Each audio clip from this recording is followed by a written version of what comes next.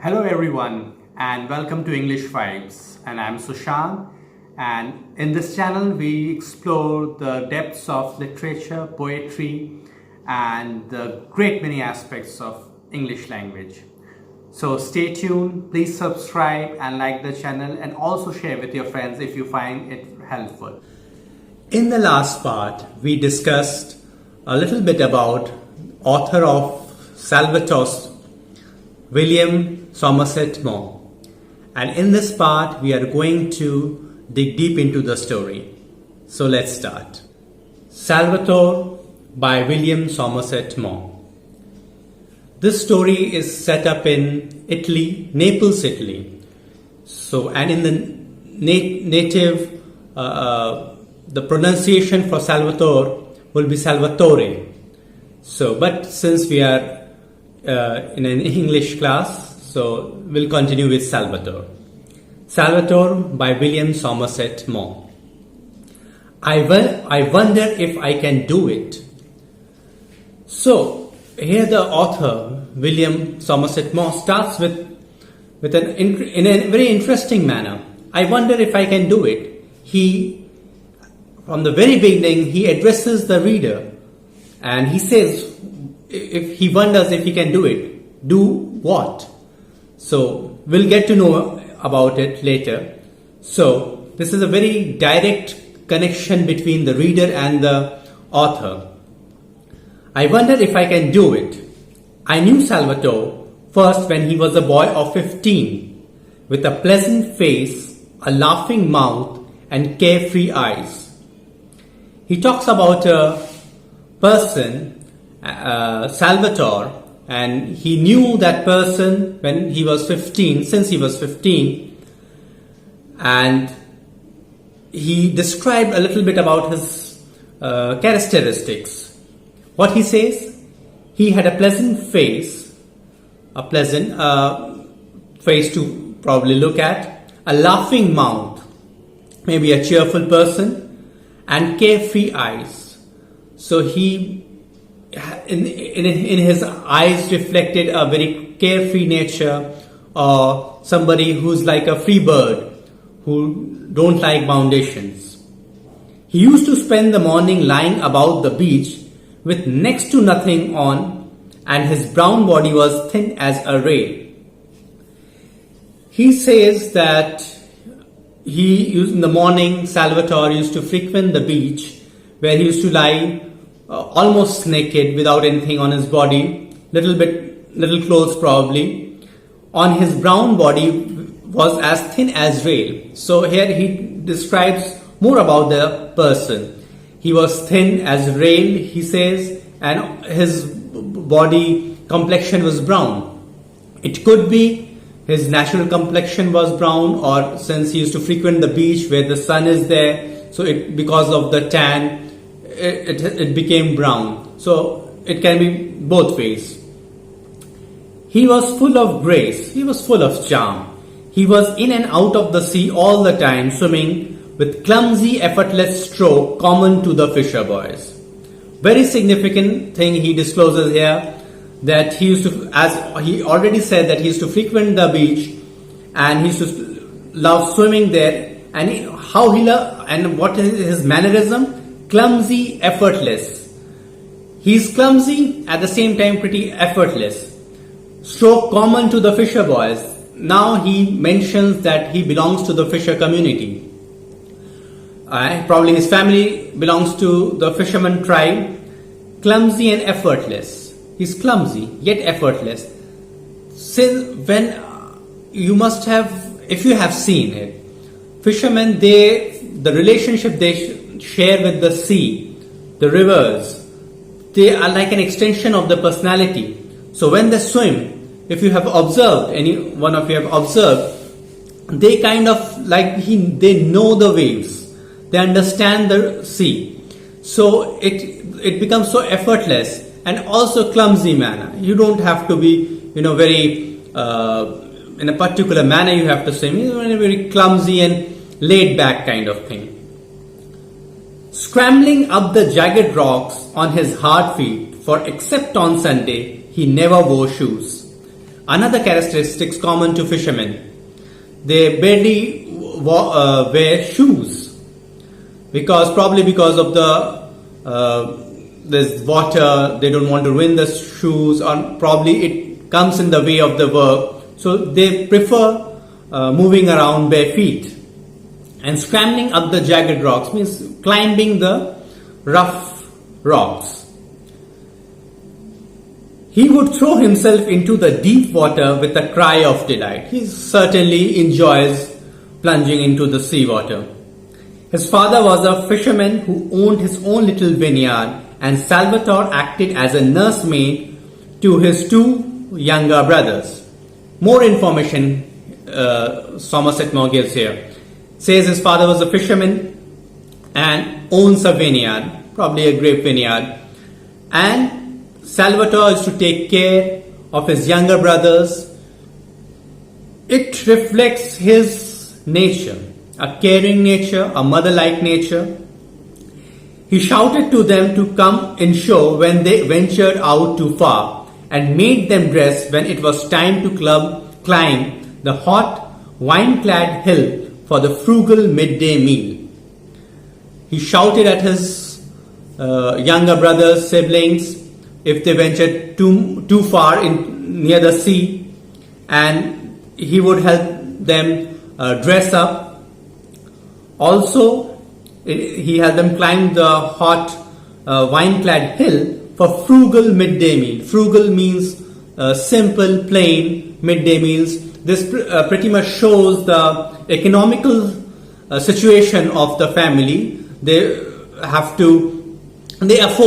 could afford only simple and plain food. But boys in those southern parts grow apace, and in a little while he was madly in love with a pretty girl who lived on the Grande Marina.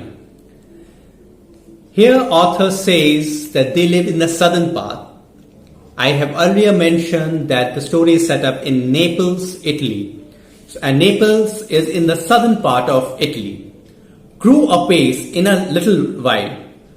Probably what he want to say, the people, the young boys, the teenagers, they just not physically grow, but they mature mentally, and he says Salvatore fell in love with a pretty girl who lived in a Grand Marina, a port island in the southern part.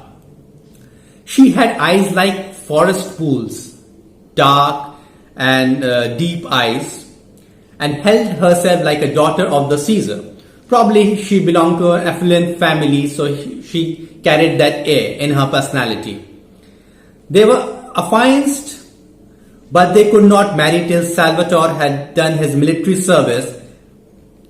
They were affianced means they were engaged to be married, but he could not do until Salvatore had done his military service, and when he left this island, which he had never left in life before, to become a sailor in the navy of King Victor Emmanuel. So it was something new for Salvatore. He never left that place, and he's venturing out because unless and until he completes his tenure as an army person, he could not marry the girl he loved. Sailor in the navy of King Victor Emmanuel.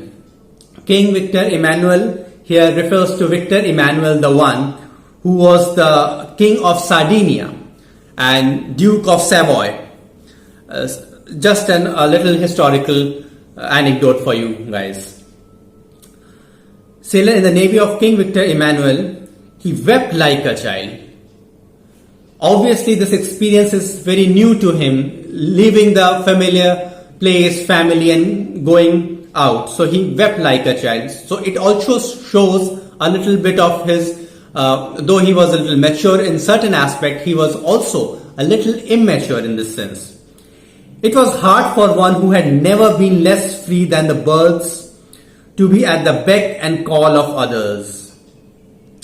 It is a very sad thing to experience, and that somebody who was so carefree in nature, he didn't have any foundation. Now he has to be ready And at the beck and call of others, he have to accept all the instructions and all, and you have to be always ready. Obviously, when you are in the army or in the navy, you have to possess that kind of a quality. It was harder still to live in a battleship with strangers, instead in a little white cottage among the vines, and when he was ashore, to walk in noisy, friendless cities with streets so crowded that he was frightened to cross them, when he had been used to silent paths and mountains and the sea. Here, Somerset Maugham pictures the contrasting milieu, the environment. At one place in his familiar place where he lived was this probably small, beautiful cottage on the hills where he lived with his family, and a lot of free spaces to roam around. And on the contrast, he had to live in the battleship with strange other Navy sailors who he didn't knew. And the worst part, when he moved ashore from the ship, he landed to other foreign lands where he had to walk in noisy, friendless cities and streets so crowded that he was frightened to cross them. So he draws this contrasting picture here in these lines. I suppose it had never struck him that Ischia, which he looked at every evening, it was like a fairy island in the sunset, to see what the weather would be like next day, or Vesuvius, pearly in the dawn, had anything to do with him at all. But when he ceased to have them before his eyes, he realized in some dim fashion that they were so much part of him as his hands and his feet. So here more information is given by author, where he says that he had never struck him that Ischia, a place probably where he lived, looked at every evening to see what the weather would be like next day, or Vesuvius, Mount Vesuvius, very known as a volcanic mountain, pearly in the dawn. It looked in the dawn, it looked like in a pearl color, that whitish color. Had anything to do with those things. When he was living there, he found them not that significant to be that is to be missed. But when he moved to another land, he started missing those things. And it happens with all of us. When we move out from our house for the first time, we miss every little thing, from the dawn to the evenings to the friends, the lanes, and it was happening with Salvatore as well.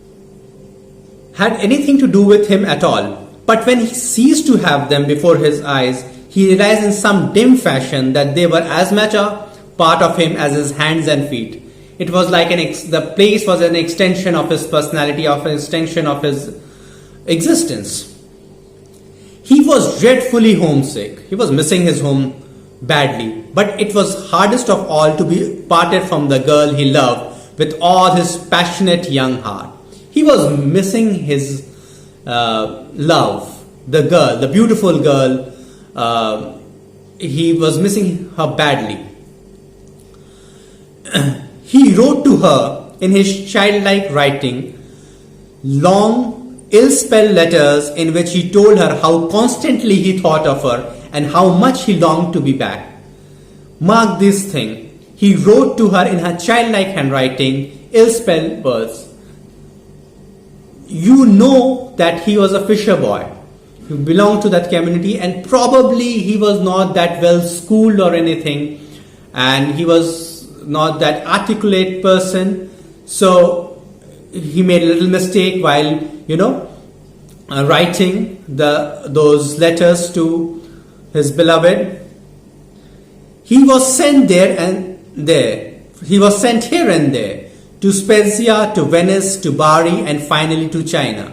Obviously, when you are in Navy, you go to other places, and he too went to several places.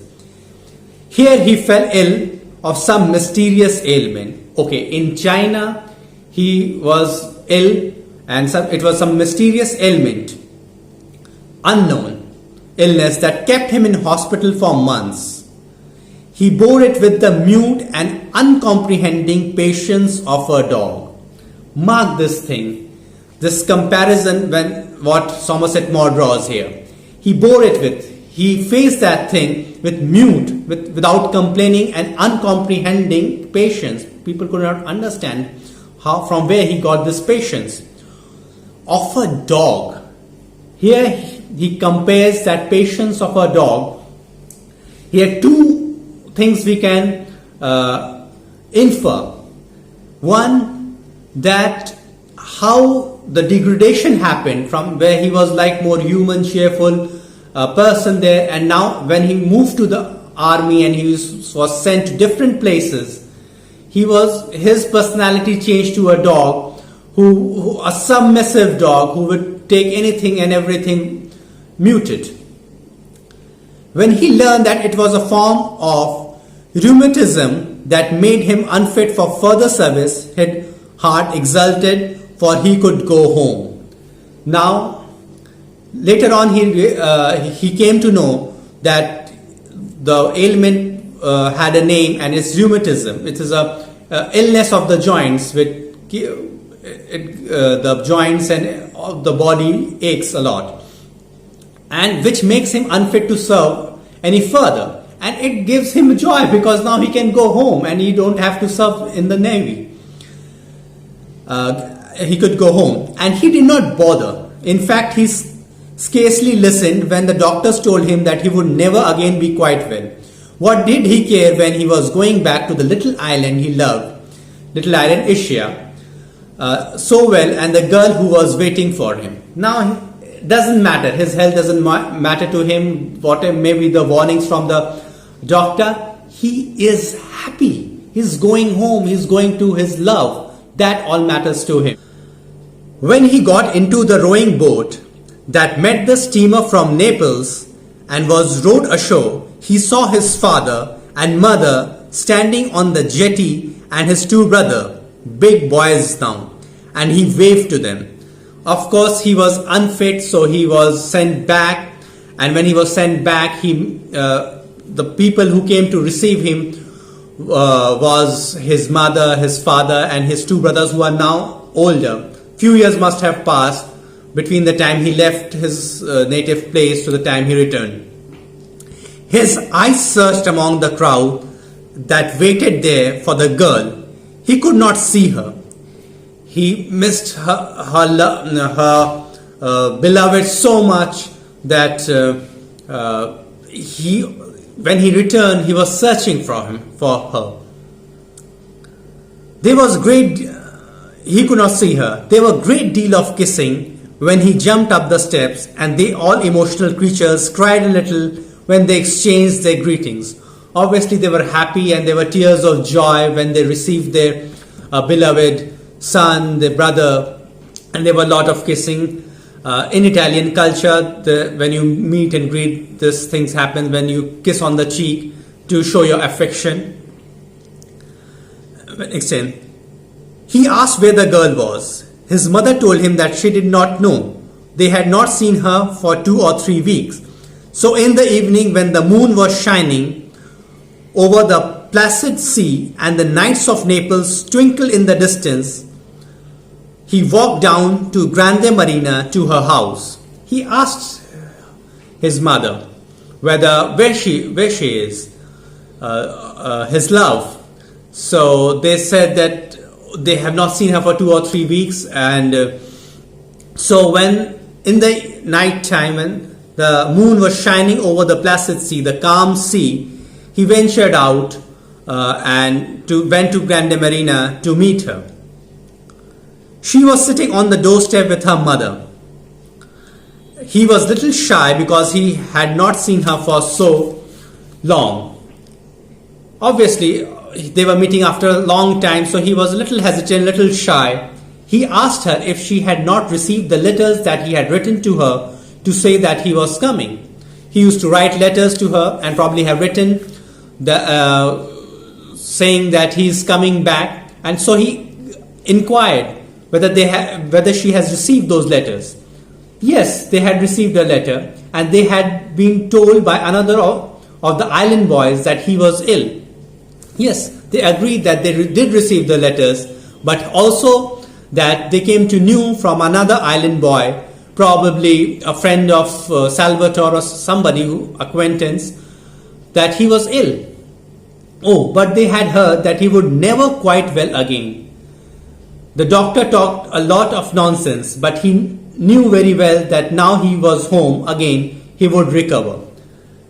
They said that they knew that Salvatore will never recover fully, but Salvatore always believed that doctors talks a lot of nonsense and he don't believe, and he was just happy to be in his homeland.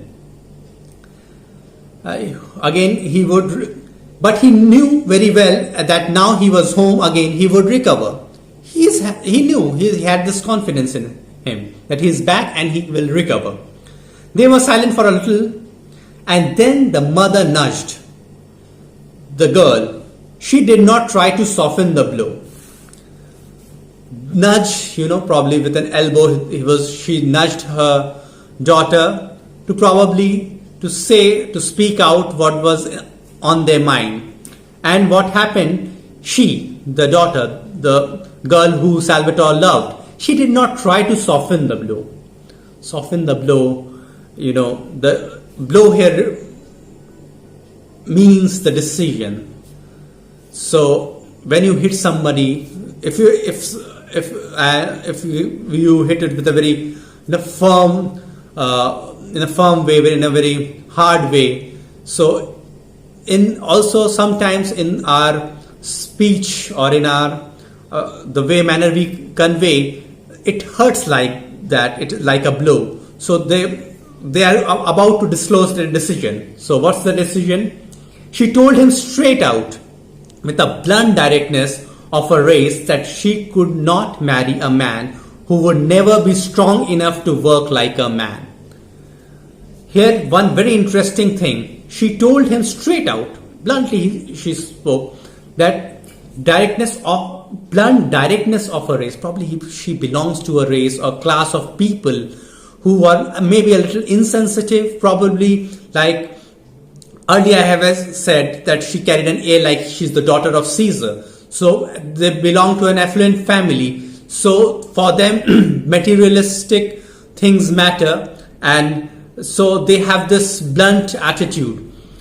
She could not marry a man who could never be strong enough to work like a man. So she is concerned, her family is concerned that Salvatore will be able to provide for her needs if he is not able to work properly because he is ill. They had made up their minds, her mother and father, and she and her father would never give consent. She was direct and told Salvatore that her father will never give consent, and they have made their minds, so it's no point going back. When Salvatore went home, he found that they all knew. After learning that the girl who he loves so much refuses to marry him, and he went back home, and he came to know they all knew. His family knew that she has came to this decision. The girl's father had been to tell them what they had decided, but they had lacked the courage to tell him themselves. The girl's father probably came a few days earlier and told Salvatore's family that they are not going ahead with this union, this marriage idea. So, but they lacked the courage to tell. They had the heart because they didn't want to, hurt their affectionate son and their elder brother. So they didn't tell him. He wept on his mother's bosom. He wept on his mother's bosom, his mother's chest. He was terribly unhappy, but he did not blame the girl. He did not blame the girl. He loved her. And it shows a very kind nature of Salvatore. A fisherman's life is hard, and it needs strength and endurance. He knew very well that a girl could not afford to marry a man who might not be able to support her. he realized the fact, and he understood her point of view as well, that if I am not able to support her, why should she marry me? And he knows from the very childhood that he belongs to the fisherman community. Their life is hard. They have to go into the sea, catch fishes, sell them. So the thing is that they have to be strong. His mind was very sad, and his eyes had the look of a dog that has been bitten, but he did not complain. Second time this comparison comes. And that's the beauty, of Somerset Maugham. He again compares him with a dog, how a person takes the pain and does not complain like a dog.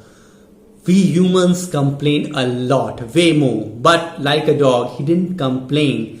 Also at the same time, Somerset Maugham says how the pain can also at some level dehumanize us. Looked like a dog and has been bitten, but he did not complain, and he never said a hard word of the girl he had loved so well. Again shows his kind nature. Then a few months later, when he had settled down to the common round, working in his father's vineyard and fishing, his mother told him that there was a young woman in the village who was willing to marry him. Her name was Asunta. So days passed. He started working in his father's vineyard, and also in this as a fisherman he was working, and he's getting around to get accustomed to this environment. And then one fine day, his mother told him that there's a girl called Asunta who's willing to marry him. She's as ugly as the devil.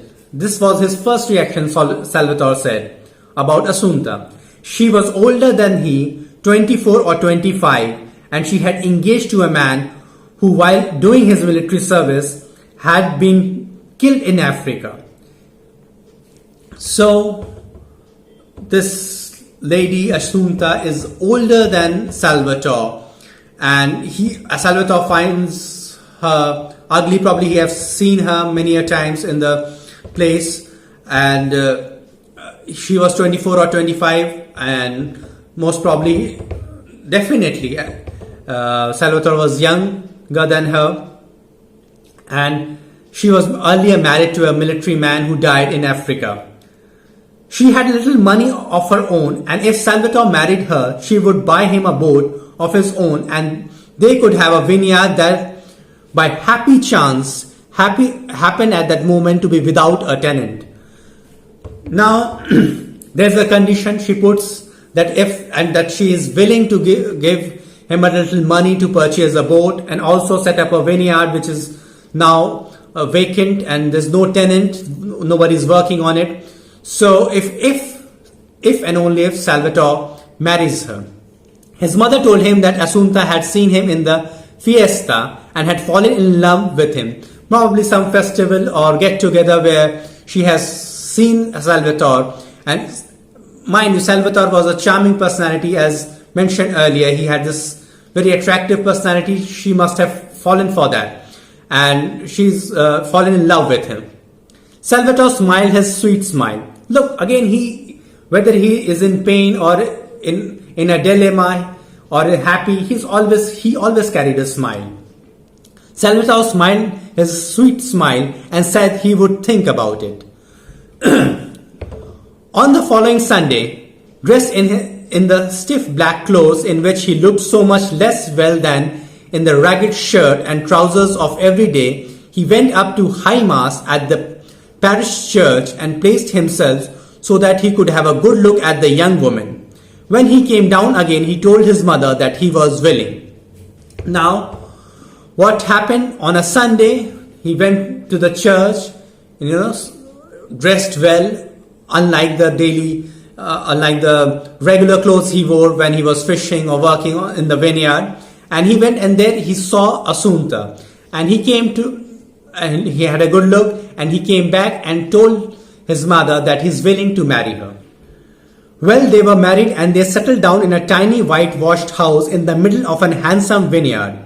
Salvatore was now a great big husky fellow, tall and broad, but still with that ingenuous smile and those trusting, kindly eyes that he had as a boy. Now, since he was willing to marry Asunta, they got married and they lived in a vineyard, in a whitewashed house. But obviously with age, the certain physical characteristics change. Salvatore was now a great, big, husky fellow. He was big built person now, unless the thin as a rail, which were as what was mentioned about him at the start. Tall and broad, but still with that ingenuous smile. He still carried that smile, that sweet smile that he had from his childhood. He had the most beautiful manners I have ever seen in my life. Asunta was a grim-visaged female with decided features. Grim, serious, visaged female with a little gloomy-looking personality.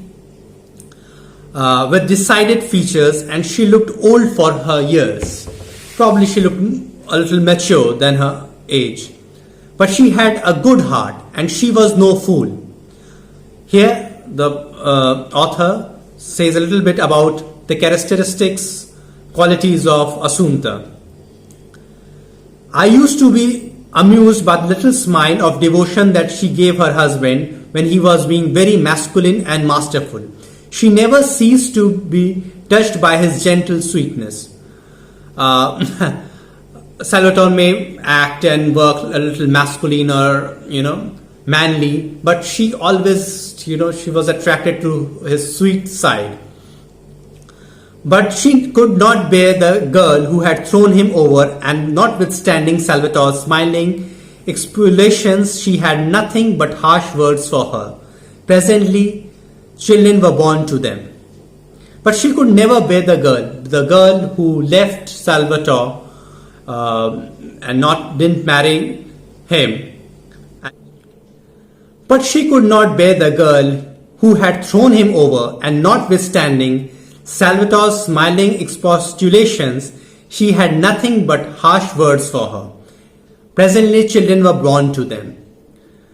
Asunta could never come to terms with the idea that his current husband, Salvatore, was once thrown away by this or rejected by this girl, and she had only harsh words for her. And the smile of Salvatore could never convince her to think otherwise.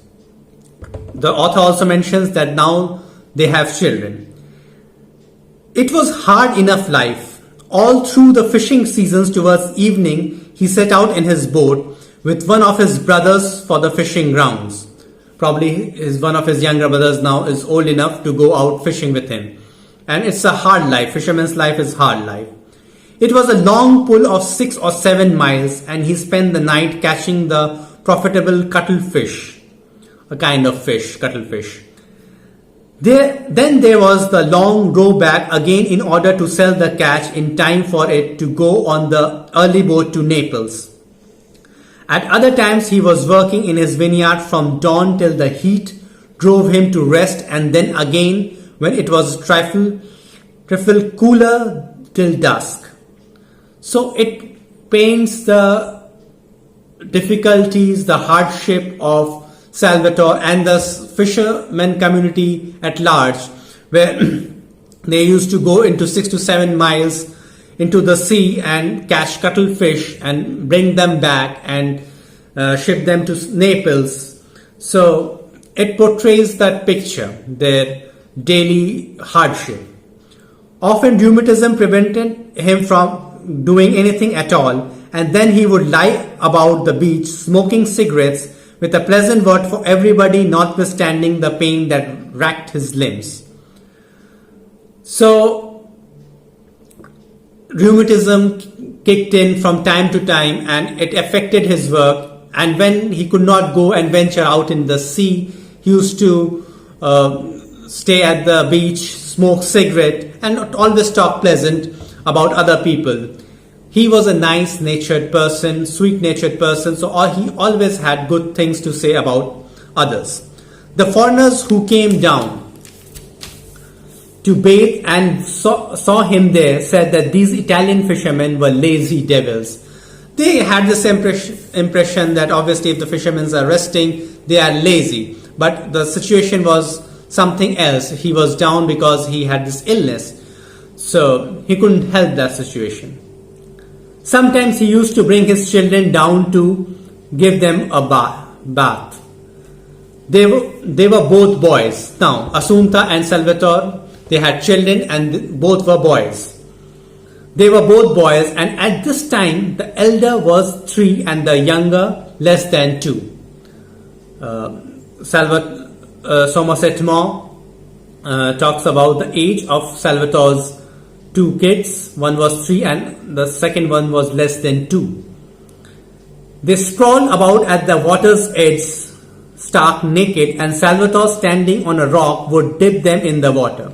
So near a rock, he would probably hold his children and dip them in water. Elder one bore it with stoicism, but the baby screamed lustily. Obviously, one man's fun, maybe other man's pain. So in this case, he was doing out of affection, Salvatore, or helping the children bathe, which was necessary. So he used to dip them in the sea. The elder one bore it with stoicism. He was he didn't complain about the pain, but the baby screamed lustily. The baby screamed. Obviously, small kids complain and protest.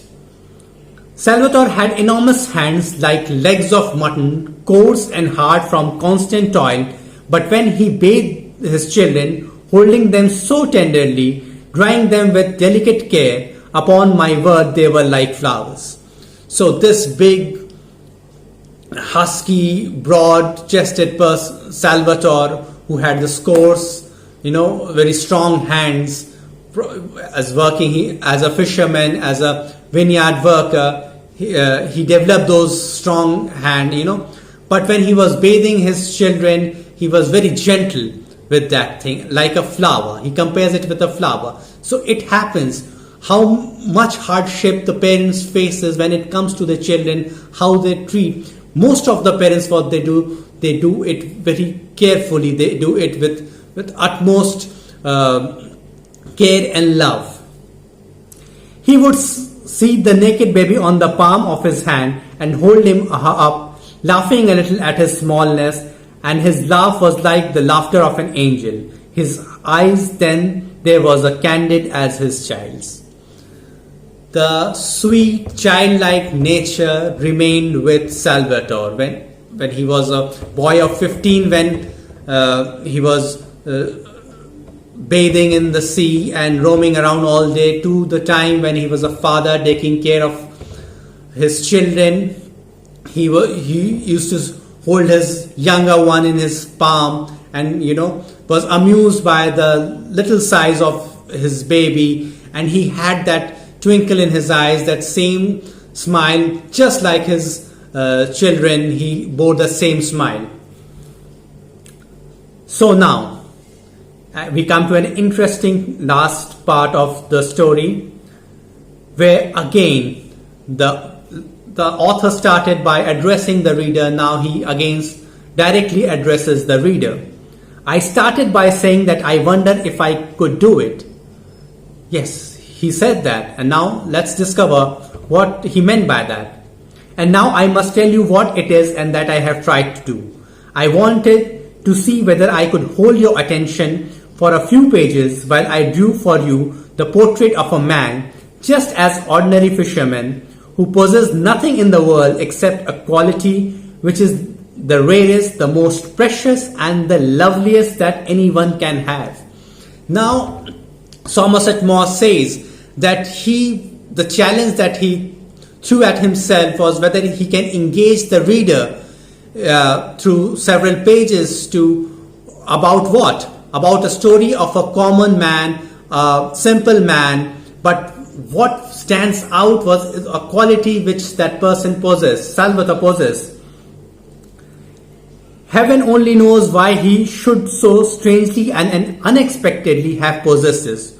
All I know is that it shone in him with a radiance that, if it had not been unconscious and so humble, would have been to the common run of men hardly bearable.